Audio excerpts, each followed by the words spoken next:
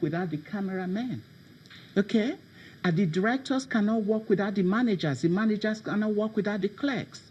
That's what is going on. And we need to fix this. I have a few recommendations at the end. That's exactly where I was going to. You can tell them, look, fix it, work together. But it's not as simple as that. What has to be done to make them begin to work together like right. First of all, we need to admit that there's an issue here. Okay? So, and let me go back a little bit and say, you know what?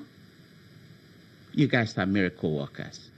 You are wonderful people. Doctors, you're great. Nurses, you're great. Midwives, you're great. Pharmacists, you're great. You've done a whole lot. Considering the low resource base you're coming from, what you achieve here is simply miracle. If I had the time, I would sing my sister Sinach song for you. You know, you're a way maker, you light in the darkness, you are just miracle worker. But you need to be a promise keeper. For you to be, you need to approach with generosity. To whom much is given, much is expected. Doctors need to accept the others, bring them together. By bringing them together, you're not dropping yourself. I do not drop myself. I'm OB anesthesia chief, or I was, before I handed over. When I go into the labor ward, the student midwife calls me by my first name, Sonny. And she makes coffee for me. Sometimes I make coffee for her. If she's struggling with IV, she calls me straight away. Life goes on. Do you listen to her recommendations? Does she have recommendations for you? Of course, we work Suggestions? Together. Yes, she does. And and it's easy for her to tell me, oh, Sonny, no, we're not going to do that just now. She's not afraid, even though she's... Is it the place of somebody like her to be able to say that to you? Well, it depends on the protocol you're running. There's a protocol. She knows the protocol. So, for instance, if I decide to do something out of place, I hope not. I can't remember an example. She will be empowered. She's empowered by the protocols, by the practice in the place to tell me, Sonny, we're not doing that.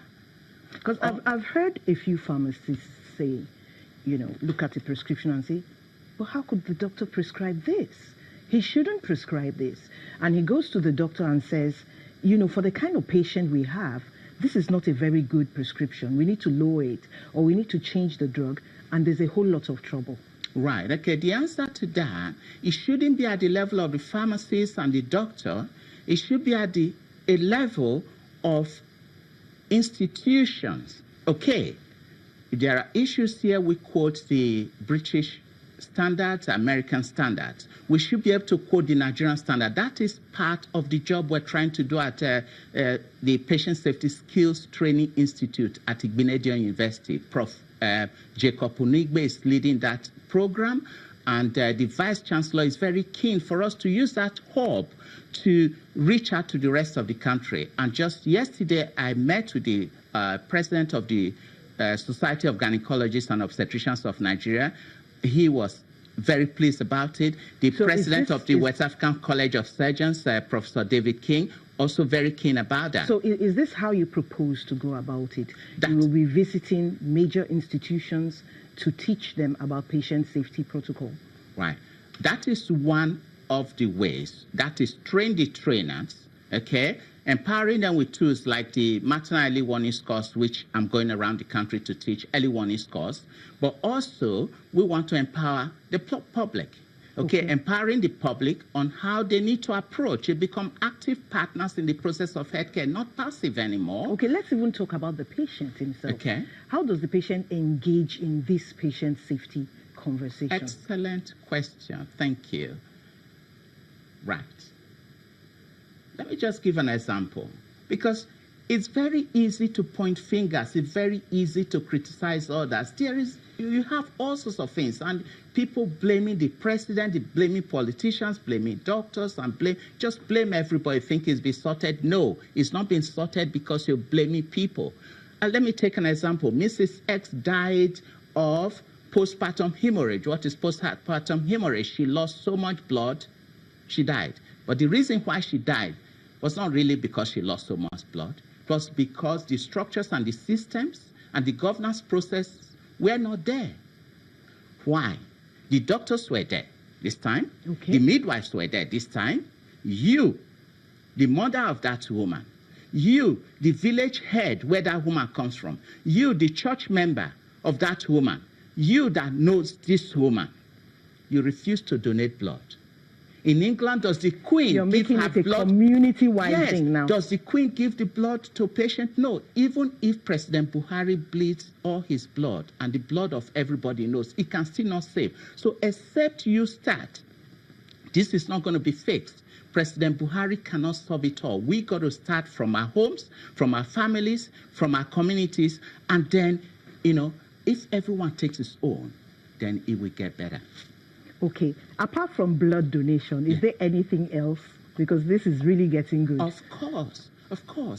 Come up, Say something good sometime when something happens. Don't just go to the internet and just whinge about, Nigerian nurses. Talk everything negative about Nigerian doctors. I've seen too many of it. There have been, by people's reports, a lot of negative things, at least about nurses, how they treat people. But at least there are some good things that have been done. Say something good about somebody. When I go to people, I thank them for what they've done. And for that reason, God has blessed me with so much access. There's hardly any place I've knocked on that hasn't opened for me because I learned to say thank you for what you've done rather than insulting them. So please encourage them. Be a blood donor. Encourage your family to donate blood. Support your hospital. This is Christmas time coming now. Okay, harvest season. Your local hospital, adopt a hospital. Let the mosque and the churches adopt their local hospital. So when there's fundraising, you give money. Like if you're a big church, you can say, I am going to sort out surgical equipment, like pulse oximeter. I will buy 10 for this hospital during this Christmas, and just take delivery of it. So in other words, you're saying keep the morale of the health sector boosted exactly. by the little you give, and if everybody does a little bit of something, yes, then it's fine. We're going to take a break. Thank Let's take a really short break and stay with us. We're coming in right after.